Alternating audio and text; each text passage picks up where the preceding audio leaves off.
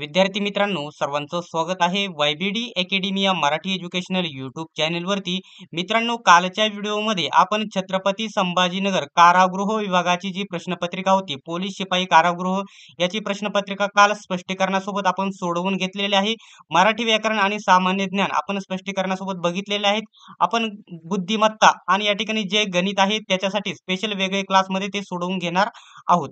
आजच्या व्हिडिओमध्ये आपण नागपूर कारागृहाची प्रश्नपत्रिका सोडवून घेणार आहोत. अशाच प्रकारचे सर्व प्रश्नपत्रिका सोडवून या ठिकाणी स्पष्टीकरणासहित बघत राहण्यासाठी अजूनही आपल्या YBD अकॅडमी या युट्यूब चॅनलला सबस्क्राईब केले नसेल तर सबस्क्राईब करा, सोबतच बेल आयकॉनला ऑन करा. आणि मित्रांनो, आपण एकदम महत्त्वाच्या एकूण 25 ऑनलाईन टेस्ट सिरीज तयार केलेल्या आहे आणि या 25 टेस्ट सिरीजची किंमत फक्त या ठिकाणी बघू शकता 49 रुपये ठेवण्यात आलेली आहे. जर तुम्हाला या टेस्ट सिरीज खरेदी करायच्या असतील म्हणजे एका प्रश्नपत्रिकेची किंमत फक्त या ठिकाणी ऑनलाईन टेस्टची किंमत फक्त 2 रुपये म्हणजे या ठिकाणी एकूण 25 प्रश्नपत्रिका तुम्हाला 49 रुपयामध्ये भेटणार आहे. या प्रश्नपत्रिका घेण्यासाठी ऑनलाईन सोडवण्यासाठी तुम्ही बघू शकता 91 91 39 64 31 99 या नंबरवरती तुम्ही या ठिकाणी गुगल पे, फोन पे करून त्याच नंबरवरती स्क्रीनशॉट पाठवायचा आहे. तुम्हाला लगेच सर्व टेस्ट उपलब्ध होऊन जातील. चला तर जास्त वेळ वाया न घालवता व्हिडिओला सुरुवात करूया. तर मित्रांनो, आपला जो पहिला प्रश्न आहे या ठिकाणी बघू शकता प्रश्न कोणता आहे. खालील उदाहरणातील रस ओळखा. काढ सके गळ्यातील तुझे चांदण्याचे हात. याच्यामध्ये कोणता अलंकार वापरलेला आहे. तर योग्य उत्तर आहे क्रमांक, तुम्ही 4 पर्याय देण्यात आलेले आहे. तर योग्य उत्तर आहे क्रमांक 3. क्रमांक शृंगार रस वापरण्यात आलेला आहे. या ठिकाणी महत्वाचे स्पष्टीकरण म्हणजे लावणी हा प्रकार शृंगार रसात या ठिकाणी परिपोषक असतो. लावणी म्हणजे या ठिकाणी शृंगार रसामध्ये परिपोषक असलेला तुम्हाला बघायला भेटेल. ठीक आहे. त्याच्यानंतर बघू शकता नेक्स्ट प्रश्न आहे. पुढील शब्दातील अव्ययीभाव नाम ओळखा. याच्यामध्ये व्याकरणाचा प्रश्न हा आलेला आहे. काय आहे. तर योग्य उत्तर आहे क्रमांक 2. कीर्ती हा अव्ययीभाव नाम असलेले बघायला भेटेल. तर या ठिकाणी महत्वाचे स्पष्टीकरण म्हणजे बघू शकता कळप हा समूहवाचक नाम आहे आणि बघू शकता रामा विशेष नाम आहे आणि घर हे या ठिकाणी सामान्य नाम असलेले बघायला भेटेल. ठीक आहे. त्याच्यानंतर नेक्स्ट प्रश्न तुम्ही या ठिकाणी पुढचा प्रश्न खूप महत्वाचा आहे. या ठिकाणी 91व्या क्रमांकाचा प्रश्न आहे. मी परीक्षेला आलो आहे या वाक्यातील सर्वनाम ओळखा. मी परीक्षेला आलो आहे या वाक्यातील सर्वनाम कोणते आहे. तर योग्य उत्तर आहे क्रमांक बघू शकता क्रमांक 1. क्रमांक 1 म्हणजे मी हे या ठिकाणी सर्वनाम असलेले बघायला भेटेल. स्पष्टीकरण म्हणजे मी या ठिकाणी प्रथम पुरुषवाचक सर्वनाम आहे. हे देखील तुम्ही लक्षात घेऊ शकतात. ठीक आहे. त्याच्यानंतर नेक्स्ट प्रश्न बघू शकता. श्रवण या शब्दापासून तयार झालेले विशेषण ओळखा. तर कोणते आहे. तर योग्य उत्तर आहे क्रमांक 3. श्रवणीय या ठिकाणी श्रवण या शब्दापासून तयार झालेले विशेषण आहे. तर महत्वाचे स्पष्टीकरण म्हणजे या ठिकाणी बघू शकता निय म्हणजे या ठिकाणी श्रवणीय या ठिकाणी निय हा प्रत्यय लागलेला आहे. निय प्रत्यय लावून विशेषण साधलेले आहे. हे देखील तुम्ही लक्षात घ्यायचं आहे. तुम्हाला प्रश्न असा देखील विचारलाय कोणते प्रत्यय लावून या ठिकाणी विशेषण साधलेले आहे असे विचारले जाते. नेक्स्ट प्रश्न बघू शकता. महोत्सव या शब्दाची संधीची या ठिकाणी फोड कोणत्या प्रकारे होते. कोणत्या प्रकारे हे 4 पर्याय तुमच्या समोर आहेत.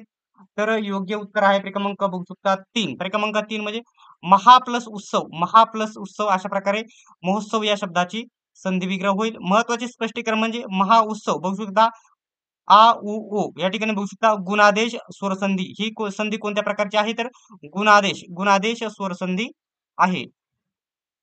ठीक आहे. त्याच्यानंतर नेक्स्ट प्रश्न आहे. खालील वाक्यातील पूर्ण भूतकाळ असलेले वाक्य ओळखा. पूर्ण भूतकाळ हे 4ही वाक्य वाचायचे. पूर्ण भूतकाळामध्ये गेलेले वाक्य कोणते आहे.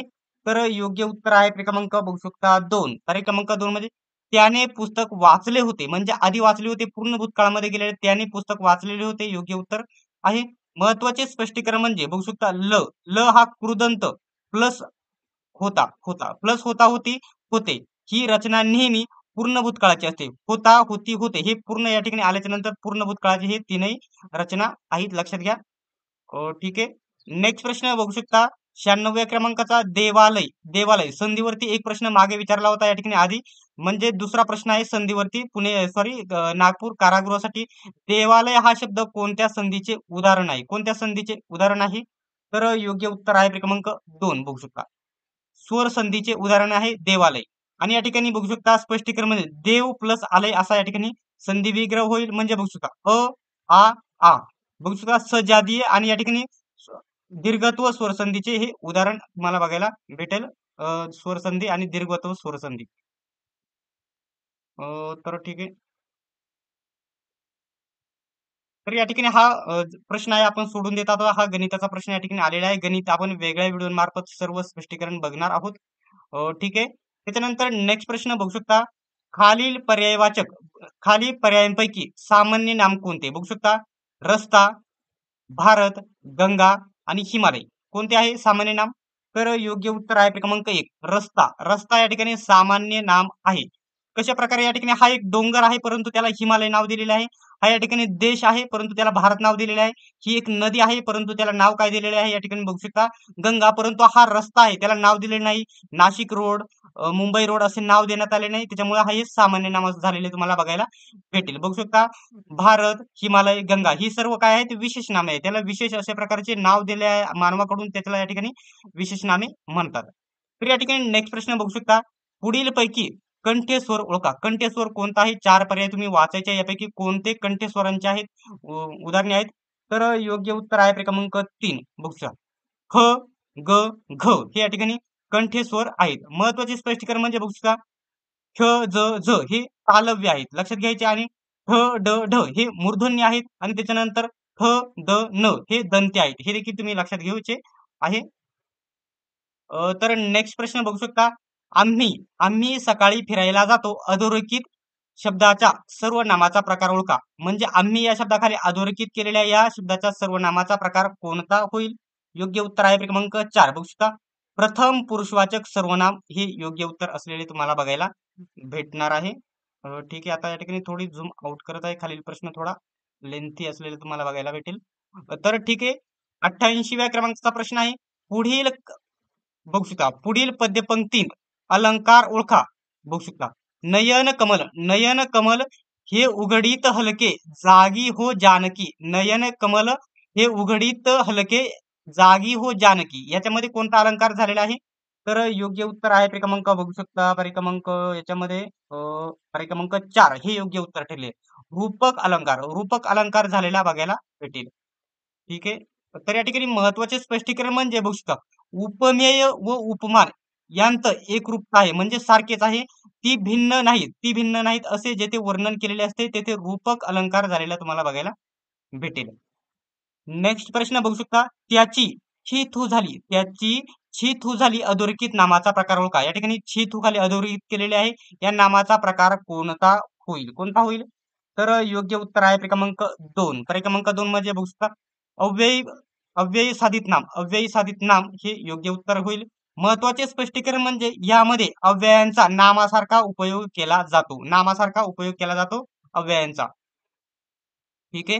त्याच्यानंतर नेक्स्ट प्रश्न तुम्ही बघू शकता. आईने मुलीला शाळेत घातले या वाक्यातील ला ला हा प्रत्यय कोणत्या विभक्तीचा आहे? ला कोणत्या विभक्तीचा आहे? ला हा प्रत्यय लक्षात घ्यायचा आहे. सोपा प्रश्न आहे. विभक्तीवरती तुम्हाला प्रश्न विचारला जातो.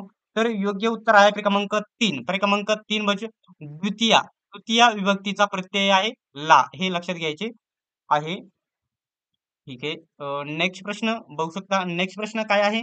अरे अरे कुठे चाललास इकडे या वाक्यातील अधोरेखित केवल प्रयोगी अव्ययाचा प्रकार ओळखा.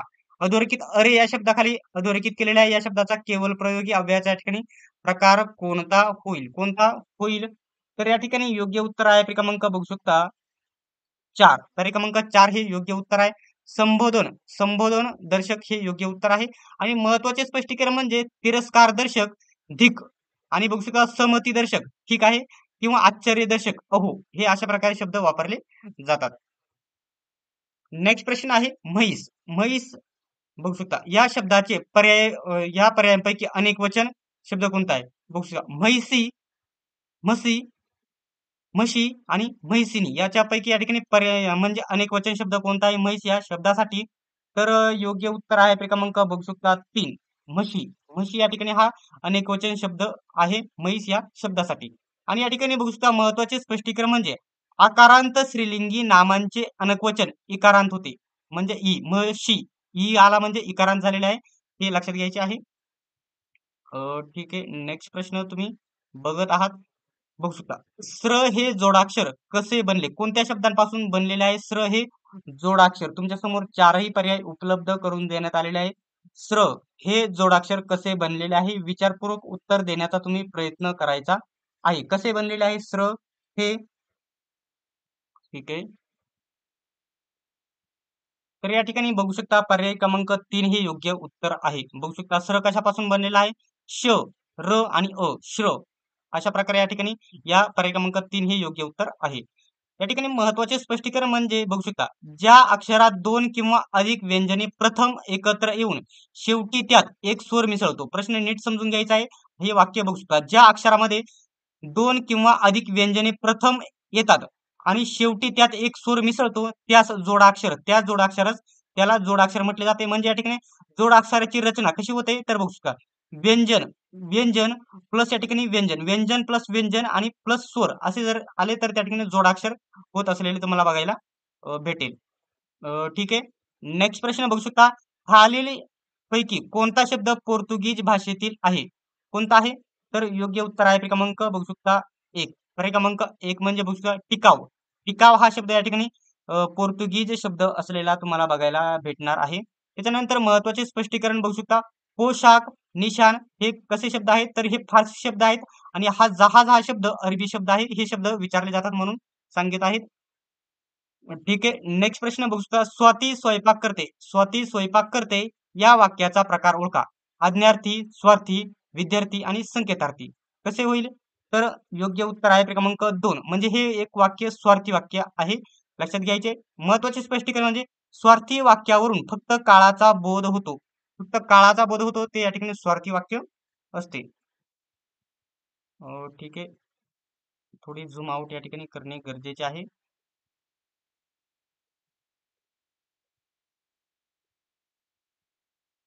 ठीक आहे. नेक्स्ट प्रश्न बघू शकता खालील पर्यायांपैकी एकवचनी शब्द ओळखा. टाके, नखे, बघू शकता बाके आणि डोके. याच्यापैकी कोणते या ठिकाणी एकवचनी शब्द आहे? हा थोडासा तुम्हाला ओळखायला अवघड जाऊ शकतो. तर योग्य उत्तर आहे क्रमांक 3. क्रमांक 3 काय आहे तर बघू शकता डोकी. डोकी या ठिकाणी एकवचनी आहे. लक्षात घ्यायचं आहे. महत्वाचे स्पष्टीकरण बघू शकता एकारांत नपुंसकलिंगी नामाचे अनेक वचन इकारांत होते आणि बघू शकता केळे, केळी, गाणे, गाणी आणि मुंडके, मुंडकी हे या ठिकाणी हे तुम्हाला बघायला भेटेल. हे त्याचे महत्वाचे उदाहरणे देखील आहेत. नेक्स्ट प्रश्न अनुनासिक, अनुनासिक नसणारे व्यंजन ओळखा. अनुनासिक नसणारे व्यंजन ओळखा. कोणते आहे? तर योग्य उत्तर आहे क्रमांक बघू शकता 1. क्रमांक ड हे अनुनासिक नसणारे व्यंजन आहे. महत्वाचे स्पष्टीकरण म्हणजे अनुनासिके कोणते आहेत बघू शकता. बघू शकता ड आणि या ठिकाणी त्याला या ठिकाणी डॉट आहे. ट्र, न, न आणि म हे दोन्ही न याच्यामध्ये आलेले आहेत. हे देखील लक्षात घ्या. ठीक आहे. नेक्स्ट प्रश्न बघू शकता. काय आहे प्रश्न? खालच्या व वरच्या ओठांनी उच्चारल्या जाणाऱ्या वर्णास काय म्हणतात? तर मित्रांनो बऱ्यापैकी या ठिकाणी नागपूर कारागृहाची प्रश्नपत्रिका थोडी हार्ड मला वाटलेली आहे. नॉर्मल. तर या ठिकाणी खालच्या व वरच्या ओठांनी उच्चारल्या जाणाऱ्या वर्णास काय म्हणतात? काय म्हणतात? तर याचं योग्य उत्तर आहे क्रमांक 4. बघू शकता त्यांना ओष्टे, ओष्टे असे म्हटले जाते.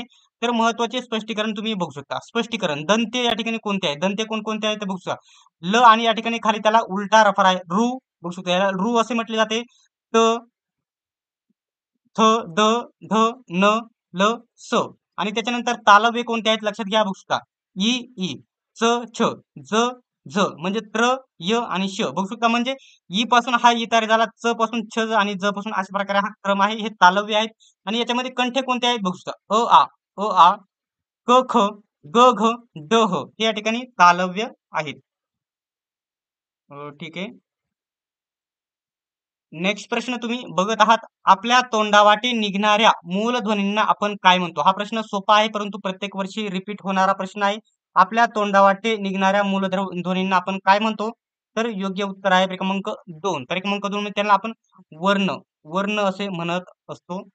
महत्वाचे स्पष्टीकरण तुम्ही हे बघायचे आहे. बघू शकता अक्षर म्हणजे पूर्ण उच्चारलेले वर्ण. अक्षर म्हणजे काय तर पूर्ण उच्चार झालेला असतो त्या ठिकाणी वर्ण होत असतो आणि स्वर बघू शकता सर्व स्वर व स्वरयुक्त व्यंजने यांना अक्षरे म्हणतात आणि अक्षरांनाच ध्वनी चिन्हे म्हणतात, हे देखील लक्षात घ्यायचे आहे. त्याच्यानंतर व्यंजन बघू शकता काय आहे, ज्यांचा स्वतंत्रपणे उच्चार करता येत नाही, ज्यांचा स्वतंत्रपणे उच्चार करता येत नाही त्यांना व्यंजने म्हणतात. उदाहरणार्थ स्वर बघूया, श्रू या ठिकाणी म्हणजेच उच्चार करणे, लक्षात घ्यायचे आहे स्वर.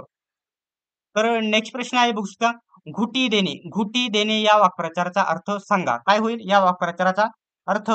तर योग्य उत्तर आहे क्रमांक 1 बघू शकता, मोहिनी घालणे म्हणजेच घुटी देणे होईल. महत्वाचे स्पष्टीकरण म्हणजे चहा करणे हा वाक्प्रचार आहे, म्हणजे या ठिकाणी चहा करणे म्हणजे स्तुती करणे किंवा वाहवा करणे. आणि बघू शकता गुळ खोबरे देणे म्हणजेच लाच देणे, म्हणजे या ठिकाणी त्याला चहा पाणी करणे आपण मराठीत म्हणतो, म्हणजे लाच देणे या ठिकाणी बघू शकता, त्याला या ठिकाणी रिश्वत हिंदी मधून आपण म्हणत असतो. नेक्स्ट प्रश्न बघू शकता, सूर्याचा सर्वात जवळचा ग्रह हा जीकेचा प्रश्न आलेला आहे. सूर्याचा सर्वात जवळचा ग्रह कोणता आहे? कोणता आहे सूर्याचा सर्वात जवळचा ग्रह? तुमच्या समोर पर्याय आहेत. तर योग्य उत्तर क्रमांक 1 बुध. बुध हा या ठिकाणी सूर्याचा सर्वात जवळचा ग्रह आहे, क्रमांक 1 लक्षात घ्यायचे आहे. ठीक आहे. नेक्स्ट प्रश्न आहे 48व्या क्रमांकाचा, फोर्स वन हे काय आहे? फोर्स वन काय आहे? तुमच्या समोर 4 पर्याय देण्यात आलेले आहे. फोर्स वन काय आहे? खूपच महत्वाचा प्रश्न आहे. तर योग्य उत्तर आहे क्रमांक 3 महाराष्ट्र पोलीस कमांडो दल. महाराष्ट्र पोलीस कमांडो दल आहे फोर्स वन, हे लक्षात घ्यायचे आहे तुम्हाला. पोलीस भरतीसाठी पोलीस प्रशासन याच्यावरती एक प्रश्न 100% विचारला जातो. ठीक आहे. नेक्स्ट प्रश्न बघू शकता, हरिप्रसाद चौरसिया हे कोणत्या वाद प्रकाराशी संबंधित आहे? वाद्य कोणत्या वाद्य प्रकाराशी संबंधित आहे? तर या ठिकाणी योग्य उत्तर आहे क्रमांक बघू शकता 2, तर क्रमांक 2 बासरी वाद्याशी संबंधित आहे हरिप्रसाद चौरसिया. आणि या ठिकाणी महत्वाचे स्पष्टीकरण म्हणजे बघू शकता, शहनाई या वाद्याशी कोण संबंधित आहे? तर बिस्मिल्ला खान शहनाई वाद्याशी संबंधित आहे. आणि संतूर वाद्याशी कोण आहे बघू शकता, पंडित शिवकुमार शर्मा हे या संतूर वाद्याशी संबंधित आहे. त्याच्यानंतर सतार वाद्याशी पंडित रविशंकर, हे लक्षात घ्यायचं आहे. याच्यामध्ये पंडित शिवकुमार शर्मा आणि सतार वाद्याशी पंडित रविशंकर हे लक्षात घ्यायचे, यांच्यामध्ये दोन्हीचा फरक लक्षात घ्या. ठीक आहे. नेक्स्ट प्रश्न तुम्ही बघत आहात, शासनाने ग्राम स्तरावरील कोणास जन्म मृत्यू निबंधक म्हणून घोषित केलेले आहे? कोणाला केलेले आहे? तर याचं योग्य उत्तर, सर्वांनाच याचं योग्य उत्तर माहित असेल, कमेंट बॉक्स मध्ये उत्तर सांगण्याचा प्रयत्न करायचा आहे. तर योग्य पर्याय क्रमांक 2 हे योग्य उत्तर आहे. तर महत्वाचे स्पष्टीकरण म्हणजे ग्रामपंचायतीच्या सभांच्या कामकाजाच्या आणि निर्णयांच्या नोंदी ग्रामसेवक ठेवत असतो आणि तहसीलदारांनी निश्चित केलेली पिकांची आणीबाणी तलाठी राबवत असतो किंवा त्याचे उदाहरण ठेवत असतो, त्याचा या ठिकाणी जो मसुदा ठेवत असतो. नेक्स्ट प्रश्न आहे, ध्वनी प्रदूषण मोजण्याचे एकक कोणते? ध्वनी प्रदूषण मोजण्याचे एकक कोणते आहे? तर या ठिकाणी योग्य उत्तर आहे क्रमांक बघू शकता 3 डेसिबल. ध्वनी या ठिकाणी डेसिबल मध्ये मोजले जाते. आणि महत्वाचे स्पष्टीकरण म्हणजे वारंवारिता मोजण्याचे हर्ट्झ हे एकक आहे. वारंवारिता मोजण्याचे एकक हे देखील तुम्ही लक्षात घ्यायचे आहे. ठीक आहे. नेक्स्ट प्रश्न आहे, महाराष्ट्र विधान परिषदेतील एकूण सदस्य संख्या किती आहे? हा प्रश्न नेहमी प्रत्येक वर्षी रिपीट होत असतो. किती आहे? तर योग्य उत्तर आहे क्रमांक 1 78. 78 ही या ठिकाणी महाराष्ट्र विधान परिषदेतील एकूण संख्या आहे 78. महत्वाचे स्पष्टीकरण, महाराष्ट्र विधानसभा या ठिकाणी विधान परिषद आहे 78 आणि विधानसभा किती आहे? तर 288 आणि ही संख्या वाढण्याची शक्यता आहे, परंतु सध्या 288च आहे. नेक्स्ट प्रश्न बघू शकता, खालीलपैकी कोणता शब्द पोर्तुगीज भाषेतील आहे? तुम्ही 4ही शब्द वाचायचे आहे. हा प्रश्न माझ्या अंदाजे या ठिकाणी व्याकरणामध्ये या ठिकाणी पुन्हा रिपीट झालेला आहे. कोणता शब्द या ठिकाणी पोर्तुगीज भाषेतील आहे? कोणता आहे? तर योग्य उत्तर आहे क्रमांक बघू शकता 1 टिकाव हा शब्द पोर्तुगीज भाषेतील आहे, टिकाव. आणि या ठिकाणी स्पष्टीकरण म्हणजे पोशाख आणि निशाण हा शब्द फारसी भाषेतील आहे आणि जहाज हा शब्द अरबी भाषेतील आहे. वरतीच मी तुम्हाला मगाशी सांगितलेले आहे. ठीक आहे. आयएमपी प्रश्न करायचा आहे या प्रश्नाला, इंटरपोलचे मुख्यालय इंटरपोल खालीलपैकी काय आहे? इंटरपोल तुमच्या समोर 4 पर्याय देण्यात आलेले आहे. तर पर्याय क्रमांक 4 आंतरराष्ट्रीय पोलीस संघटना आहे इंटरपोल. पर्याय क्रमांक 4 हे योग्य उत्तर आहे. इंटरपोल आंतरराष्ट्रीय पोलीस संघटना आहे. तर महत्वाचे स्पष्टीकरण म्हणजे इंटरपोलचे मुख्यालय कुठे आहे हे तुम्हाला कमेंट बॉक्समध्ये सांगायचं आहे. आणि बघू शकता इंटरपोलचे या ठिकाणी फुल फॉर्म काय होतो? इंटरनॅशनल क्रिमिनल पोलीस ऑर्गनायझेशन हा फुल फॉर्म होतो. आणि स्थापना बघू शकता 1923 मध्ये. आणि तुम्हाला वर मी या ठिकाणी मुख्यालय विचारले तर या ठिकाणी बघू शकता लिओन हे शहर या ठिकाणी या शहरामध्ये मुख्यालय आणि हे फ्रान्स या देशामध्ये स्थित आहे. हे लिओन हे शहर. ठीक आहे. नेक्स्ट प्रश्न आहे बघू शकता पोलीस कायदा, भारतीय पोलीस कायदा कोणत्या वर्षीचा आहे? कोणत्या वर्षीचा आहे भारतीय पोलीस कायदा? तुमच्या समोर पर्याय आहेत. तर योग्य उत्तर आहे क्रमांक 4, 1861 चा आहे भारतीय पोलीस कायदा. नेक्स्ट प्रश्न स्वामी विवेकानंद यांनी रामकृष्ण मिशनची स्थापना कोणत्या वर्षी केली? कोणत्या वर्षी केलेली आहे? तर योग्य उत्तर आहे क्रमांक बघू शकता 1. क्रमांक 1 म्हणजे बघू शकता 1897 मध्ये स्वामी विवेकानंद यांनी रामकृष्ण मिशनची स्थापना केलेली आहे. 1800 बघू शकता 97 मध्ये. महत्वाचे स्पष्टीकरण म्हणजे ही संस्था बघू शकता स्थापनेची मूळ प्रेरणा काय होते? त्यांचे गुरु रामकृष्ण परमहंस म्हणजे स्वामी विवेकानंद यांचे गुरु कोण होते? तर रामकृष्ण परमहंस. तुम्हाला असा देखील प्रश्न विचारला जातो की स्वामी विवेकानंद कोणाचे गुरु होते? तर रामकृष्ण परमहंस यांचे गुरु होते. यांचे गुरु स्वामी विवेकानंद यांचे गुरु रामकृष्ण परमहंस हे होते. ठीक आहे. नेक्स्ट प्रश्न बघू शकता पुणे करार कोणामध्ये झाला? पुणे करार कोणाकोणामध्ये झालेला आहे? 51व्या क्रमांकाचा प्रश्न आहे. पुणे करार कोणाकोणामध्ये झालेला आहे? पद IMP प्रश्न आहे. पर्याय क्रमांक 4 बघू शकता डॉक्टर बघू शकता सॉरी महात्मा गांधी आणि डॉक्टर बाबासाहेब आंबेडकर यांच्यामध्ये पुणे करार झालेला आहे. या ठिकाणी महत्वाचे स्पष्टीकरण म्हणजे हा करार कधी झाला? 24 सप्टेंबर 1932. 24 सप्टेंबर 1932 मध्ये पुणे करार झालेला आहे. महात्मा गांधी आणि डॉक्टर बाबासाहेब आंबेडकर यांच्यामध्ये रोजी झालेला आहे. आणि बघू शकता या करारावर गांधीजींच्या वतीने पंडित मदन मोहन मालवीय यांनी सही केली होती. हे देखील तुम्ही लक्षात घ्यायचं आहे. MPSC ला हा प्रश्न विचारला जातो. नेक्स्ट प्रश्न बघू शकता पोलीस हा विषय कोणत्या सूचीमध्ये येतो? सर्वांना याचं उत्तर माहीतच असेल आणि माहीतच पाहिजेलच. तर योग्य उत्तर आहे क्रमांक 2, राज्य सूचीमध्ये येत असतो पोलीस हा विषय. आणि महत्वाचे स्पष्टीकरण म्हणजे राज्य सूचीतील विषय कोणते कोणते आहेत बघू शकता सार्वजनिक व्यवस्था, कृषी, तुरुंग स्थानिक शासन. आणि केंद्र सूचीमध्ये कोणकोणते येतात बघू शकता संरक्षण, बँकिंग, परकीय कामकाज, चलन विमा आणि जनगणना हे या ठिकाणी केंद्र सूचीमध्ये येतात. आणि समवर्ती सूचीमध्ये बघू शकता वीज, औषधे, विवाह, घटस्फोट आणि कामगार कल्याण हे या ठिकाणी सर्व समवर्ती सूचीमध्ये येतात. हे सर्व तुम्ही लक्षात घ्यायचे आहेत.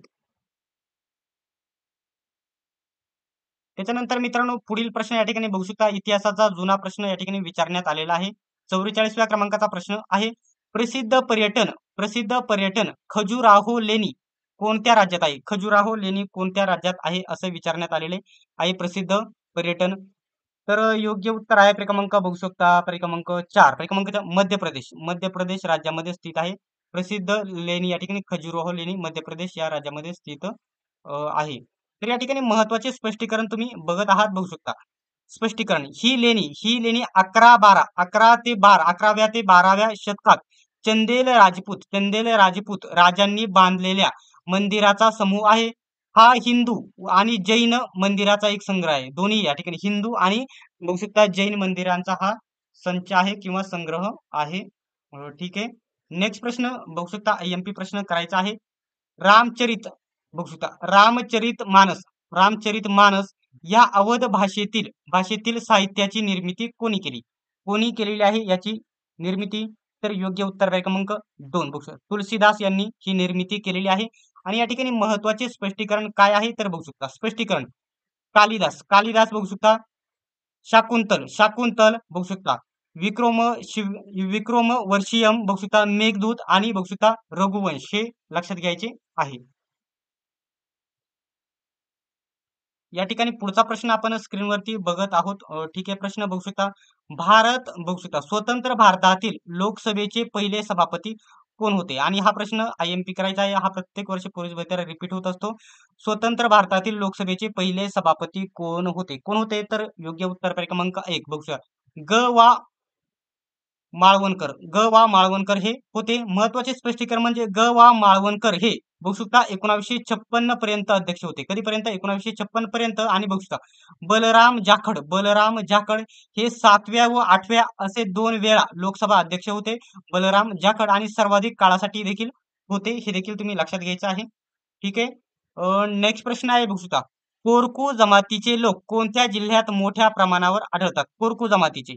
तर योग्य उत्तर आहे क्रमांक बघू शकता 3. क्रमांक अमरावती जिल्ह्यामध्ये मोठ्या प्रमाणात आढळतात कोरकू जमातीचे लोक. ठीक आहे. झूम आउट करत आहे. Zoom out. ठीक आहे. नेक्स्ट प्रश्न आहे. वर्धा व वैनगंगा संयुक्त प्रवाह कोणत्या नावाने ओळखला जातो? कोणत्या नावाने ओळखला जातो? IMP प्रश्न आहे. तर योग्य उत्तर आहे क्रमांक 1. प्राणहिता नावाने ओळखला जातो. आणि या प्रश्नाला तुम्ही IMP करून घ्यायचं आहे. बघू शकता IMP करायचं आहे.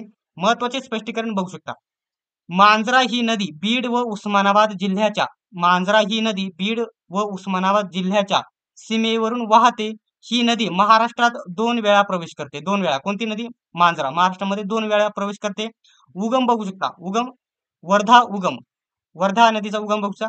मध्य प्रदेशातील बैतूल जिल्ह्यात सातपुडा पर्वतात होतो. आणि बघू शकता वैनगंगाचा उगम या मध्य प्रदेशातील शिवनी जिल्ह्यात सातपुड्यामधील या ठिकाणी मैकर डोंगर रांगामध्ये हिचा उगम होतो. लक्षात घ्यायचे आहे. ठीक आहे. नेक्स्ट प्रश्न तुम्ही बघू शकता. भारतात कोणत्या दिवशी पोलीस हुतात्मा दिन पाळला जातो? IMP प्रश्न आहे. याचं उत्तर सर्वांना माहीतच पाहिजे. योग्य उत्तर पर्याय क्रमांक 2 बघू शकता. पर्याय क्रमांक 2. 21 ऑक्टोबर या दिवशी पोलीस हुतात्मा दिन साजरा केला जातो. महत्वाचे स्पष्टीकरण बघू शकता. 26 नोव्हेंबर या दिवशी संविधान दिन साजरा केला जातो. राष्ट्रीय कायदा दिन कधी? तर बघू शकता 22 एप्रिल जागतिक बघू शकता 22 एप्रिलला. आणि जागतिक वसुंधरा दिन 22 डिसेंबरला साजरा केला जातो.